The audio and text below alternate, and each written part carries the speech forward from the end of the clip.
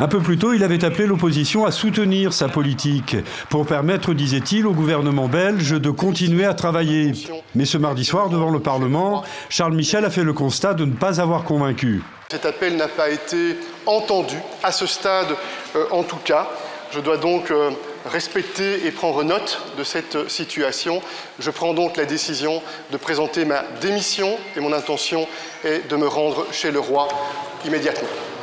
Merci, Monsieur le Premier ministre. À 19 ans, Jenny n'a connu que le président sortant, Joseph Kabila. L'étudiante en journalisme est en stage dans une télévision privée à Kinshasa. La jeune citoyenne attend beaucoup du scrutin. La première, il fallait avoir une carte d'électeur. Alors, j'aimerais voir ce que ça fait de voter d'abord. J'aimerais voir ce que ça fait de changer de président, changer de régime.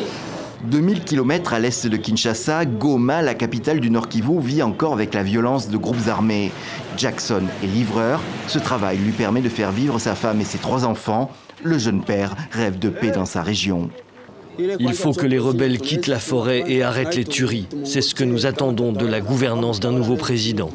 Ce mercredi, Madagascar doit élire son nouveau président. À Antananarive, les supporters des 2 candidats affûtent leurs armes, mais loin de là, à 950 km au sud, autre préoccupation, autres espoirs pour ces familles.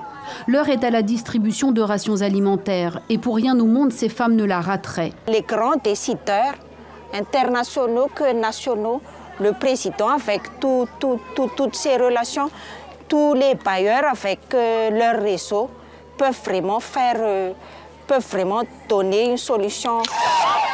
À l'extérieur du tribunal, elles sont nombreuses à célébrer l'acquittement d'Imelda Cortés.